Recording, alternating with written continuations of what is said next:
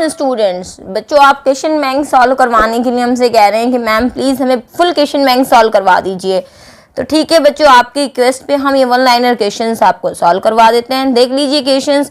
देखिए मैं इसमें से आपका प्रॉमिस नहीं करूंगी क्वेश्चन आएंगे नहीं आएंगे, डिपेंड करता है। इट मे भी क्वेश्चन आ भी जाएँ और नहीं भी आए, हम कंफर्मेशन आपको नहीं कहेंगे। बाकी 100 क्वेश्चन है, एक एक लाइन के होंगे, छोटे छोटे क्वेश्चन आपकी प्रैक्टिस हो जाएगी। आइए फटाफट से यहाँ से क्वेश्चन सॉल्व करते हैं। यहाँ से क्वेश्चन बैंक आपके सामने हाजिर है। क्वेश्चन बैंक के हम आपको objective question part 1 and part 2 करा चुके हैं।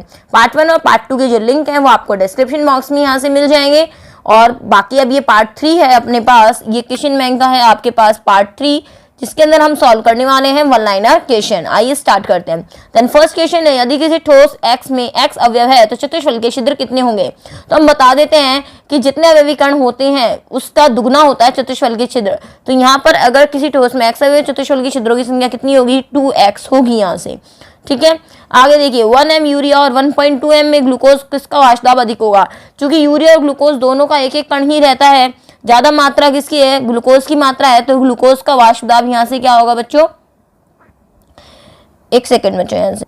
तो बच्चों यहाँ से यूरिया की मात्रा तो है ज्यादा और ग्लूकोज की मात्रा है यहाँ से कम, तो जिसकी मात्रा कम है उसका वाष्प दाब ज्यादा होगा यहाँ से। क्यों होगा, क्योंकि अगर हम कहें कि यूरिया की मात्रा, यहाँ पर हम कह रहे हैं यूरिया की मात्रा कम है तो पानी में यूरिया के कण तो क्या होंगे, सतह पर कम होंगे। लेकिन अगर ग्लूकोज की मात्रा ज्यादा है तो यहाँ सतह पर ग्लूकोज के कण क्या होंगे, ज्यादा होंगे, जिसके कारण वाष्प कम बन पाएगी। तो आंसर होगा कि यहाँ पर ये अच्छा क्वेश्चन है बच्चों। अगर वाष्प दाब में आपेक्षिक अवनमन पूछते तो आंसर ग्लूकोज आता है, लेकिन वाष्प दाब पूछ रहा है सीधी बात, तो यहाँ पर आएगा यूरिया। फ्रैंकल और शॉर्ट की दोनों दोष दर्शाने वाला यौगिक कौन सा है बच्चों, आंसर है इसका AgBr। थर्ड क्वेश्चन, बहुलकों का मोलर द्रव्यमान किस अणु संख्या गुण से ज्ञात करते हैं। तो चौथे का आंसर है बच्चों यहाँ से परासरण दाब। ठीक है, हम फटाफट आंसर सॉल्व कराएंगे। विशिष्ट चालकता में तनुता में वृद्धि में कमी या वृद्धि क्या होती है। तो बच्चों विशिष्ट चालकता में अगर तनुता बढ़ाई जाए तो कमी हो जाती है, तनुता से वृद्धि से चालकता में क्या होगी, कमी। आंसर है इकाई आयतन में आयनों की संख्या घट जाती है। मानक हाइड्रोजन इलेक्ट्रोड pH बराबर 10 के इलेक्ट्रोड प्रभाव कितना होगा। आप इसको सॉल्व करिएगा बच्चों, 0.591 वोल्ट आएगा इसका आंसर। किस वाले सूत्र से करेंगे, आप स्टार्ट करेंगे E बराबर E0 minus 0.0591 upon n log 1 upon H plus ion की सांद्रता यहाँ पर रखिएगा बच्चों आप 10 की घात माइनस 10 और n की वैल्यू यहाँ से रख दीजिएगा 1। तो आप यहाँ से इसका आंसर निकाल लेंगे 0.591। एक अभिक्रिया जिसमें 0.00 प्रति सेकंड, देखिए प्रति सेकंड लिखा हुआ है, इसका मतलब अभिक्रिया कोटि कितनी है, 1। एस्टर जल अपघटन किस कोटि की अभिक्रिया है बच्चों, आंसर है प्रथम कोटि की अभिक्रिया। शून्य कोटि की अभिक्रिया का अर्धायु काल का सूत्र लिखिए यहाँ से। तो बच्चों यहाँ से सूत्र होता है K बराबर A अपॉन 2K, ये होगा यहाँ से, सॉरी अर्धायु काल है ना, T हाफ बराबर A अपॉन 2K, ये इसका सूत्र होगा। ताप की वृद्धि से भौतिक अधिशोषण बच्चों, ताप की वृद्धि से भौतिक अधिशोषण क्या होगा, यहाँ से घटता है। जल प्लस तेल किस प्रकार का कोलाइडी विलयन है, दोनों ही लिक्विड हैं, तो आंसर आ जाएगा बच्चों पायस। ठीक है, फिटकरी में कौन से आयन मटमैले पानी को साफ करते हैं, आंसर आएगा इसका Al+3 आयन। अवक्षेप को सॉल बनाने की परिक्षेपण विधि का नाम लिखिए। तो आंसर यहाँ से लिख लीजिए ब्रेडिंग आर्क विधि। आंसर क्या होगा बच्चों यहाँ से, एक सेकेंड, तो बच्चों यहाँ से इसका आंसर ब्रेडिंग आर्क तो नहीं आएगा, इसका आंसर आएगा बच्चों यहाँ से द्विक अपघटन विधि या उभय अपघटन कह सकते हैं, जिसके अंदर अविलयनशील कोलाइडों का विलयन बनाया जाता है, द्विक अपघटन विधि। ठीक है, तो डियर स्टूडेंट नेक्स्ट क्वेश्चन अपना क्या है, अमोनिया और फॉस्फीन में किसका बंध कोण अधिक होता है। तो बच्चों यहाँ से आंसर आएगा अपना अमोनिया। अमोनिया का बंध कोण होता है बच्चों 107 डिग्री, जबकि फॉस्फीन का बंध कोण होता है 92 या 91 डिग्री। ठीक है, एक चीज हम आपको बता दें यहीं पर आपको स्पेशल कि जो अमोनिया का अपने पास सूत्र होता है बच्चों ये होता है और pH3 का सूत्र ये होता है। आपको कैसे ध्यान रहे कि किसका बंध कोण ज्यादा होता है, तो आपको पता होगा कि नाइट्रोजन की जो अपने पास विद्युत ऋणता होती है वो ज्यादा होती है। नाइट्रोजन विद्युत ऋणता ज्यादा होगी तो ये अपनी ओर H को क्या करेगा, खींचेगा, और जब ये H को अपनी ओर खींचेगा तो नाइट्रोजन से जुड़े हुए हाइड्रोजन जो होंगे वो क्या होंगे, दूर दूर हो जाएंगे। जबकि फास्फोरस की विद्युत क्या होती है, कम, तो ये थोड़ा कम खींच पाएगा ये फास्फोरस जो होगा, तो यहाँ पर जो डिस्टेंस होगा वो क्या हो जाएगा, यहाँ से ये कम होगा, जबकि नाइट्रोजन में हाइड्रोजन बीच का कम होगा। तो जैसे जैसे यहाँ से विद्युत ऋणता घटती जाएगी बंध कोण घटता जाएगा। तो बंध कोण का जो क्रम होता है बच्चों ये होता है NH3 PH3 ASS3 और ये BiH3 सॉरी SbH3। तो सबसे ज्यादा अमोनिया, फिर फास्फीन, आर्सेनिक, फिर ये बिस्मिथ। चलिए नेक्स्ट क्वेश्चन देखते हैं हम यहाँ से। भूरी वाले परीक्षण किस आयन की जांच करता है? तो आंसर लगा लीजिए बच्चों इसका नाइट्रेट आयन NO3-। कौन सी निष्क्रिय गैस यौगिक बना सकती है? 16 का आंसर लिख लीजिए बच्चों जीनॉन। डी ब्लॉक के तत्वों में रंग दर्शाने का कारण क्या है? इस पे इंपॉर्टेंट लगाइए बहुत सारा वाला कि डी ब्लॉक में रंग तत्वों का दर्शाने का कारण। 2 आंसर लिखिएगा, अनपेयर्ड इलेक्ट्रॉन, इट मींस अयुग्मित इलेक्ट्रॉन, अयुग्मित इलेक्ट्रॉन, और दूसरा कारण है DD संक्रमण। ठीक है, हम यहाँ एक्सप्लेनेशन नहीं दे रहे हैं, ये चैप्टर नंबर 8 और चैप्टर नंबर 9, यहाँ से इसका आंसर निकल सकता है आपका। लेंथेनेट संकुचन किस कारण से होता है? तो आंसर लिख लीजिए F ब्लॉक के तत्वों के कारण जिनका दुर्बल परिरक्षण प्रभाव होता है। ठीक है, लेंथेनेट की सामान्य ऑक्सीजन अवस्था लिखा हुआ है, सही कीजिए इसको, ऑक्सीकरण अवस्था है। बहुत अच्छा क्वेश्चन है बच्चों, +3 आएगा आंसर। 19वें क्या आएगा? +3। ये बच्चों 20 क्वेश्चन काट दीजिए, हमें भी समझ में नहीं आया ये क्वेश्चन क्या है। 21वां देखिए, फ्लोरोमेथिन और क्लोरोमेथिन में किसका द्विध्रुवा गुण? आंसर लगा लीजिए बच्चों CH3Cl आएगा इसका आंसर। होना तो चाहिए था CH3F, लेकिन आंसर है CH3Cl। F की द्विध्रुवता ज्यादा होती है, लेकिन CH3Cl इसका आंसर है। गैस अवस्था में पाए जाने वाले एल्केन का सूत्र लिखिए। तो बच्चों यहाँ से मैथेन लिख सकते हैं आप, एथेन लिख सकते हैं। ओके, नेक्स्ट क्वेश्चन, अच्छा क्वेश्चन है अपने पास यहाँ से कि क्लोरोमेथेन में वुड्स अभिक्रिया से क्या बनेगा? चलो रिएक्शन लिख के दिखा देते हैं।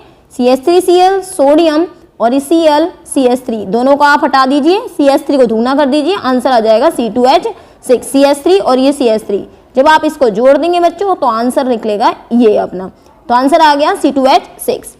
ठीक है, चलिए ये भी हो गया अपना। मैथेनॉल और एथेनॉल में ज्यादा अम्लीय कौन है? तो आंसर है अपने पास मैथेनॉल। एक बात बता देना, तो मैथेनॉल अम्लीय है ना एथेनॉल अम्लीय है, दोनों उदासीन है, लेकिन कंपैरिजन कर रहे हैं ना, तो कंपैरिजन के आधार पर क्या होगा? C2H5OH और CH3OH में आंसर आएगा बच्चों मैथेनॉल। क्यों आएगा? CH3 का +I प्रभाव होता है, लेकिन C2H5 का +I प्रभाव ज्यादा होता है। +I प्रभाव बढ़ने से अम्लता घटती है, तो आंसर है मैथेनॉल। ये कीनॉल लिखा हुआ है बच्चों, कीनॉल नहीं है, ये है अपना फिनॉल। कि फिनॉल को हवा में खुला छोड़ने पर उसका रंग कैसा हो जाता है? आंसर कर लीजिए पिंक कलर हो जाता है। क्वेश्चन ये नहीं आएगा कि कैसा रंग होता है, आंसर आएगा कि पिंक कलर क्यों होता है। तो हम इसका आंसर बता देते हैं, इसका आंसर है पैराबेंजोक्विनोन, जिसकी स्ट्रक्चर ये होती है। फिर से बोल रही हूँ, लिख लीजिएगा नाम अपना, पैराबेंजोक्विनोन बच्चों। ठीक है ना। आप बच्चों आंसर हाथों हाथ, आपको जो भी लगता है कि हमें आंसर नहीं आता, वीडियो पॉज कीजिए, उसका आंसर हाथों हाथ लिख लीजिएगा। ईथर को हाथ लगाने पर कैसा अनुभव होता है? ठंडा अनुभव होता है। कोई खास क्वेश्चन नहीं है, बेकार क्वेश्चन है। कैनिजारो अभिक्रिया किसमें होती है? अगर आपसे पूछ रहा है तो आंसर लिख लीजिए फॉर्मेल्डिहाइड, बेंजल्डिहाइड, इट मींस जिसके अंदर अल्फा हाइड्रोजन नहीं होते हैं।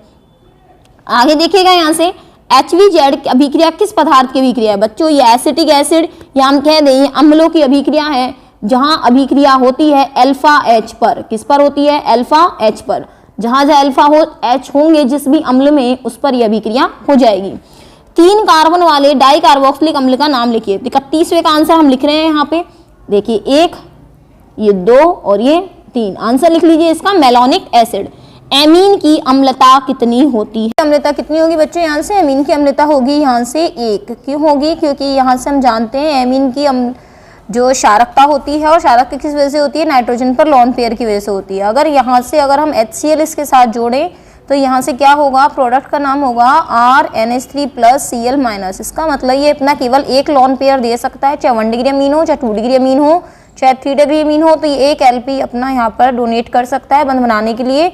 तो अमीन की जो मतलब क्षारीय प्रकृति होती है वो इतनी होगी अपने पास। तो यहाँ से अम्लता, क्षार की होती है अम्लता, अम्ल की होती है क्षारकता। तो यहाँ से इसका आंसर लिख लीजिएगा, 32वें का आंसर क्या आएगा?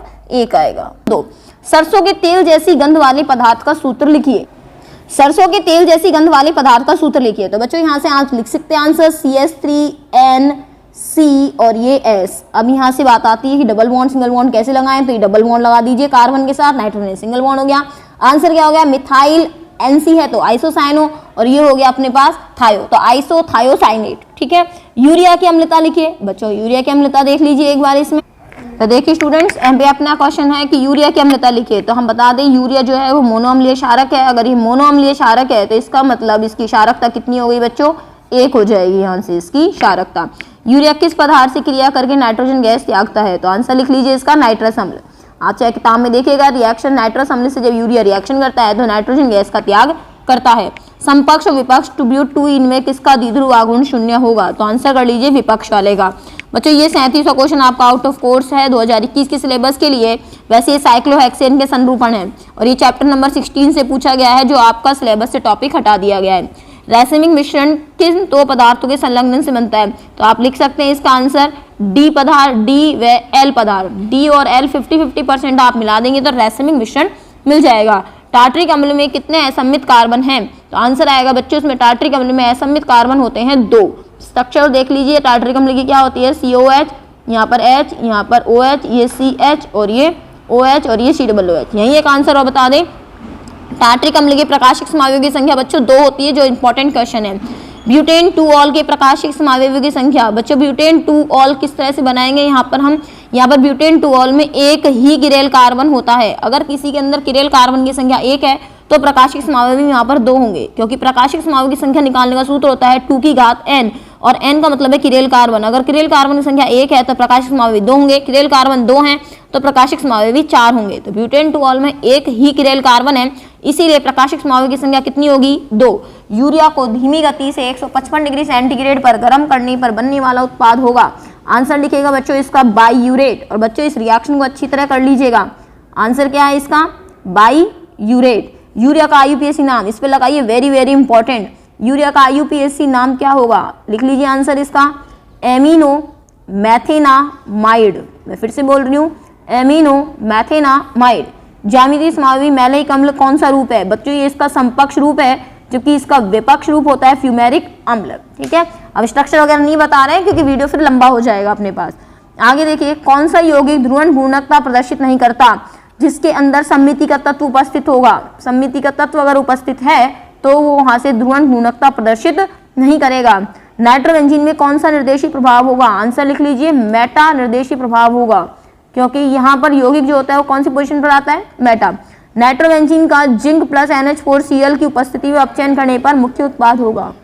देखिए बच्चों यहाँ से आंसर अपने पास क्या होगा? जिंक प्लस NH4Cl का यहाँ से आंसर होगा अपना नाइट्रोबेंजीन का। अगर अपचयन करा दे जिंक प्लस NH4Cl से तो आंसर होगा N फेनिल हाइड्रोक्सिल एमीन। कैसे होगा ये N फेनिल हाइड्रोक्सिल अमीन? ये N के साथ फेनिल ग्रुप जुड़ा हुआ है अपने पास, और ये H है और ये OH है। जबकि अगर यहाँ से आंसर देता SN प्लस HCl के साथ बताइए तो आंसर बच्चों होता इसका एमीन। तो यहाँ पर अलग अलग है कि SN के साथ कराओगे तो क्या बनेगा, जिंक के साथ बनाओगे तो क्या बनेगा। आगे क्या है? Formalin. Very important question. 40% formaldehyde का सोल्यूशन जो होता है ये फॉर्मेलिन कहलाता है। आगे देखें इसके बाद कि यहाँ पे पॉपऑफ का रूल क्या है। पॉपऑफ रूल कहता है कि किसी असममित कीटोन में जब इसका ऑक्सीकरण कराया जाता है तो यहाँ से CO समूह उस कार्बन के साथ जाता है जहाँ हाइड्रोजन की संख्या कम होती है। जैसे मान लीजिए हम यहाँ से देखें, ये अपने पास लिखा हुआ है, तो ये CO समूह कहाँ से टूटेगा? यहाँ वाली से टूटेगा या फिर यहाँ से टूटेगा? तो आंसर आपको बता दें यहाँ से कि CO समूह अगर यहाँ से टूटता है तो यहाँ ये वाला CO समूह है, यहाँ देखिए तो 2 कार्बन, यहाँ कितने कार्बन है? 1 कार्बन। तो किस ओर जाएगा? 1 कार्बन वाली की साइड जाएगा तथा आंसर 2 कार्बन का अम्ल और यहाँ भी 2 कार्बन का अम्ल बन जाएगा। तो ये पॉपऑफ का नियम है। फैलिंग विलयन A और B क्या होते हैं? फैलिंग विलयन A होता है बच्चों यहाँ से कॉपर सल्फेट का जलीय विलयन प्लस पोटेशियम टार्टरेट का क्षारीय विलयन। नेक्स्ट देखिए बच्चों, नेटिलाइट क्या है? नेटिलाइट, सॉरी ये वाला फैलिंग B का नहीं बताया ना, पोटेशियम टार्टरेट का क्षारीय विलयन। पोटेशियम टार्टरेट का क्षारीय विलयन। नेटिलाइट क्या है? तो आंसर लिखिएगा इसका अल्कोहल और ईथर का जो मिश्रण है ये नेटिलाइट कहलाता है। बच्चे चैप्टर नंबर 11 का क्वेश्चन है आपका। ठीक है, ल्यूकास अभिकर्मक किसे कहते हैं? तो ल्यूकास अभिकर्मक का सूत्र देख लीजिए बच्चों यहाँ से। ल्यूकास अभिकर्मक 51 का क्वेश्चन बच्चों लिख लो, अल्कोहल और ईथर का मिश्रण है ना। ल्यूकास अभिकर्मक क्या है? ल्यूकास अभिकर्मक है बच्चों यहाँ से शुष्क ZnCl2 प्लस सांद्र HCl, इसको मिला के हम कहते हैं ल्यूकास अभिकर्मक। आगे देखिए उभयतंतुक लिगैंड का उदाहरण, लिगैंड लिखा हुआ है, लिगैंड है। आंसर आ जाएगा Cn-। कैसे लिखेंगे?